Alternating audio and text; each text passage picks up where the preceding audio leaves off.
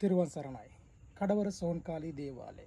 ඉතින් මම මේ වීඩියෝ එකක් ගේන්න හිතුවේ වැඩි දිනෙකගේ ඉල්ලීම් මත. ඉතින් මට මෙසෙන්ජර් කෝල් වලින්, ඒ වගේම WhatsApp කෝල් වලින්, normal calls වලින්, ඒ වගේම තමයි මගේ තොටේ හම්බුනහම මගේ දේවල්වලට එන කට්ටිය ඉතින් කියනවා වෙද මහත්තයා නොයෙකුත් දේවස්ථාන තියෙනවා. ඒ දේවස්ථාන වල හොරබොරු කරනවා. ඉතින් ඒ නිසා වෙද මහත්තයාගේ දේවල් සත්‍යයි. වෙද මහත්තයා ශාස්ත්‍ර කියන දේවල් සත්‍යයි.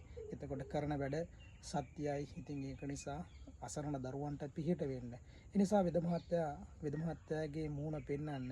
වෙද මහත්තයාගේ කටහඬ මිනිස්සුන්ට අහන්න දෙන්න. ඒක නිසා වෙද මහත්තයා පුළුවන් නම් පොඩි වීඩියෝ එකක් හරි ගේන්න දේවාලය ගැන කියලා. ඉතින් ඒ නිසා මම ඒ දේවල් මින් ඉදිරියට කරගෙන යනවා.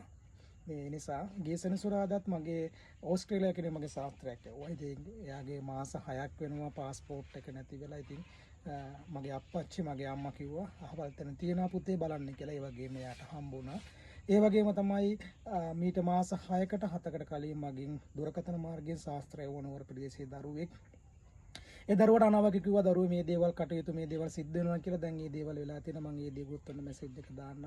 ඉතින් මම මේ වෙනකොට මේ අවුරුද්දේ වසී ගුරුකම් 23ක් කරලා තියෙනවා. 23න් 19 සාර්ථකයි. තව ඉදිරි 4 වෙමින් පවතින. ඒ කියන්නේ තව දින වකවානු තියෙනවා.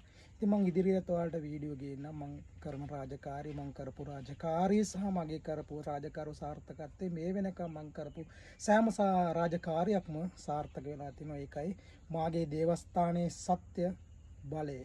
කඩවර අප්පච්චි අම්මා සෝන්කාලී මෑන් වහන්සේගේ පීඨයි.